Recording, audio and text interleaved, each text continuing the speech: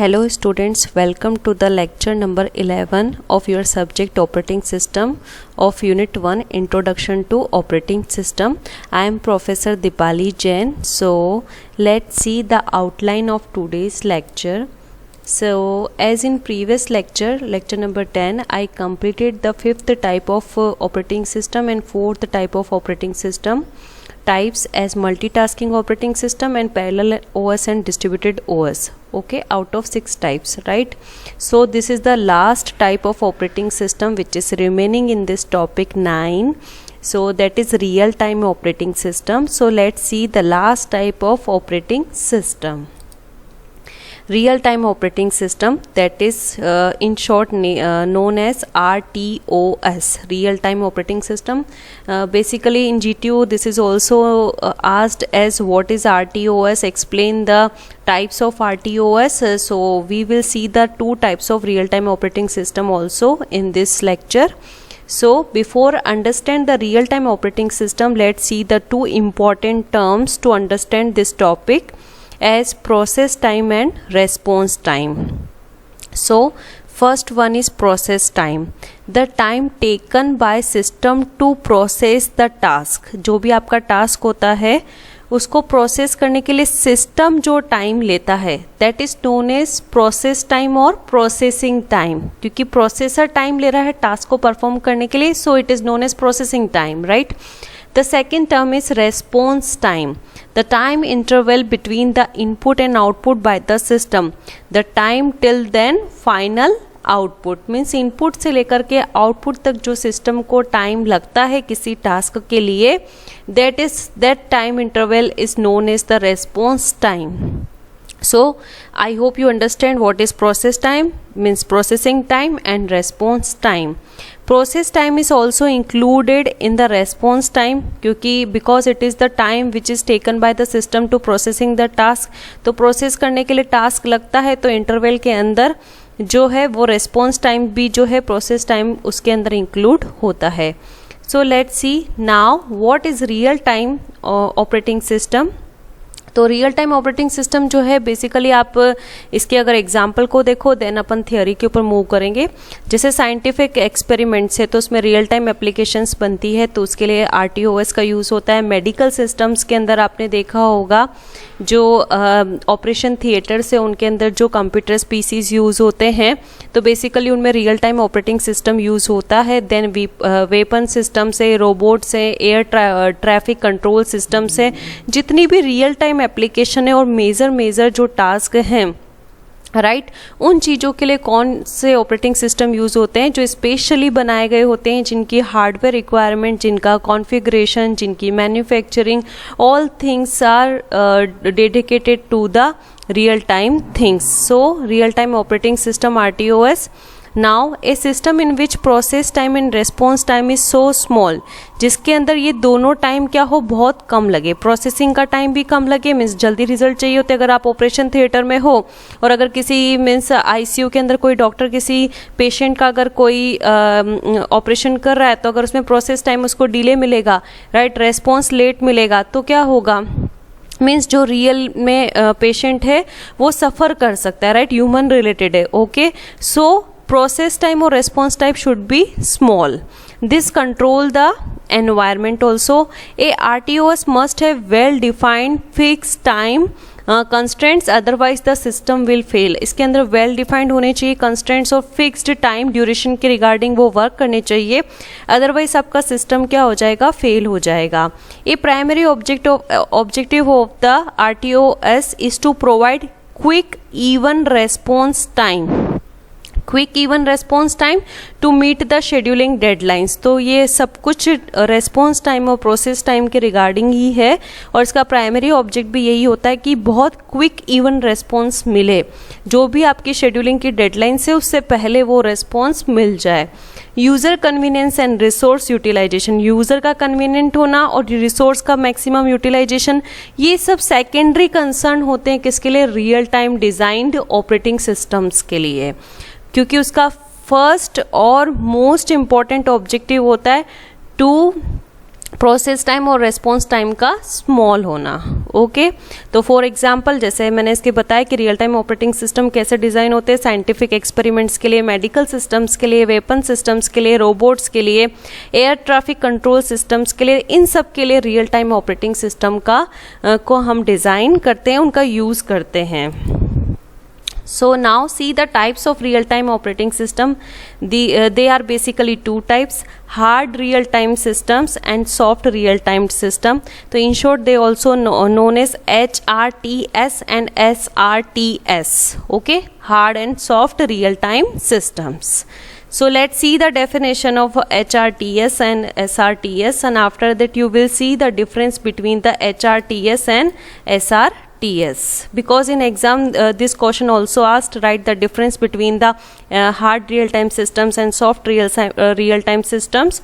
So let's see the theory, and after that you will see the difference in such a tabular format to write in your GTO exam questions. A hard real time system, if any deadline is missed, अगर कोई deadline miss हो जाती है, then system will fail to work or does not work properly. तो ये इस type के जो ऑपरेटिंग सिस्टम होते हैं वो हार्ड रियल टाइम सिस्टम होते हैं कि अगर कोई डेडलाइन मिस हो गई आपकी, राइट, जैसे मैंने आपको बोला ऑपरेशन थिएटर में, आईसीयू में जो यूज़ होते हैं उसमें जो ऑपरेटिंग सिस्टम्स यूज़ होते हैं रियल टाइम ऑपरेटिंग सिस्टम के टाइप्स में, that is hard real time operating systems. A hard real time system guarantees the critical task completed in given deadline. वो इसकी गारंटी ही देते हैं कि ये जो आपके क्रिटिकल टास्क हैं वो कंप्लीट होंगे इन द गिवन डेडलाइन। तो हार्ड रियल टाइम सिस्टम्स जो है basically medical related, air traffic control systems, इन सब चीज़ों में जो कि बहुत इंपॉर्टेंट ह्यूमन रिलेटेड सर्विसेज हैं, उन सब के अंदर हार्ड रियल टाइम सिस्टम्स का यूज़ होता है। The next type is soft real time systems, जो कि आप लोग यूज़ करते हो, वो सॉफ्ट में आते हैं। उसमें बहुत अगर कोई फेलियर होता है तो मीन सिस्टम के क्रैश होने के चांसेस नहीं होते हैं। If certain deadlines are missed, then system continues its working with no failure, but its performance degrades. इसके अंदर सिस्टम फेल नहीं होगा लेकिन उसकी परफॉर्मेंस क्या हो जाएगी, डिग्रेड्स हो जाएगी। Okay, it is a less restrictive types of real time system. ये बहुत लेस रिस्ट्रिक्टिव होते हैं, इसके अंदर इतना रिस्ट्रिक्शन नहीं होता है जितना हार्ड रियल टाइम सिस्टम्स के अंदर होता है। इसीलिए रियल टाइम ऑपरेटिंग सिस्टम के दो टाइप्स इसीलिए बनाए गए ताकि दोनों तरह की कैटेगरीज की जो प्रॉब्लम्स है वो सारी की सारी हो जाए by using the both types of real time systems, that is hard real time systems and soft real time system. These systems needs advanced operating systems. बस ये है कि इसके अंदर चाहिए क्या होंगे हमको, एडवांस ऑपरेटिंग सिस्टम के features that can not be supported by hard real time system, जिनको hard real time system support नहीं करते हैं। जो हार्ड रियल टाइम सिस्टम से बेसिकली वो किसी पर्टिकुलर टास्क के लिए या पर्टिकुलर एप्लीकेशन के लिए ही बनाए जाते हैं। Okay, let's see the difference between the hard real time system and soft real time system, that is HRTS and SRTS. So let's see the difference in tabular format, so you can write in your GTO exam directly this table. Okay, hard response time is required and soft response time is required. तो इसमें एक जो deadline है वो complete होना is compulsory, और इसमें अगर डेडलाइन कंप्लीट नहीं होती है तो बट नहीं होगा, कुछ मिस होगा तो चलेगा, बट परफॉर्मेंस क्या हो जाती है, डिग्रेड हो जाती है। Data integrity is short term, data integrity is long term. Size of data file is small or medium, the size of data file is very large. Peak load performance is predictable and peak load performance is degraded. मतलब इसमें performance जो है वो predictable होती है और peak point पे ही होती है, एंड इसमें जो अपनी पीक लोड परफॉर्मेंस होती है वो डिग्रेडेड होती है एज कम्पेयर टू द, इसमें जो भी लिखा है सॉफ्ट रियल टाइम सिस्टम में, which is as compare to the hard real time systems के रिगार्डिंग लिखा हुआ है। Otherwise it is also good kind of real time operating systems. Generally provides full deadline compliance and they are more flexible, they have greater deadline compliances, right? Safety critical systems are typically hard real time systems and Linux में जो use होते हैं, जो मैंने आपको बोला कि जो सेफ्टी के रिलेटेड है, ह्यूमन रिलेटेड सेफ्टी के रिगार्डिंग है, प्रोटेक्शन के रिगार्डिंग है, तो उसमें जो यूज़ होते हैं वो होते हैं typically hard real time systems. And the Linux and many OS provide soft real time system. जो लिनक्स है वो आपको किस तरह की ऑपरेटिंग सिस्टम होते हैं, वो सॉफ्ट रियल टाइम सिस्टम्स होते हैं, और अदर जो भी बने हैं वो सब भी किस में आते हैं, सॉफ्ट रियल टाइम सिस्टम के अंदर आते हैं. तो I hope you understand the all types of operating systems which are 6 types. First one is batch operating system, then time sharing operating systems, multi programming operating system, multitasking, parallel, distributed, and just you see in this lecture is real time operating system. So all these types of operating systems are very important. Now your unit is finished. This is the last lecture of unit 1. Next in your next lecture I will start the unit 2. So let's see the GTU syllabus. Just go through the your unit 1, the topics you studied by and in your unit 1. First topic is according to GTU syllabus. First one is computer system overview. I explained the 2 types of views of operating computer system overview as a user point of view and system point of view. Then architectures, to you read the complete types of architectures of operating systems to me. तो मैंने आपको तब भी बताया था कि architecture is different thing, right? और types of operating systems are very different thing. Both are the different topics. So read the question carefully in your GTU exam. Then goals, 3 types of goals: efficient, convenience, and ability to evolve. I explained you in the slide.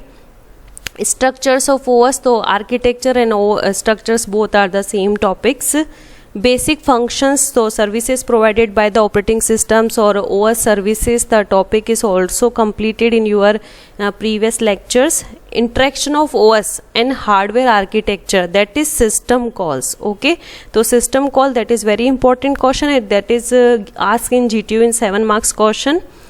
Then the types of operating system, जो last topic आपने मुझसे study किया, batch operating system, multi programming operating system, multitasking operating system, time sharing operating system, parallel and distributed operating system, and real time operating system.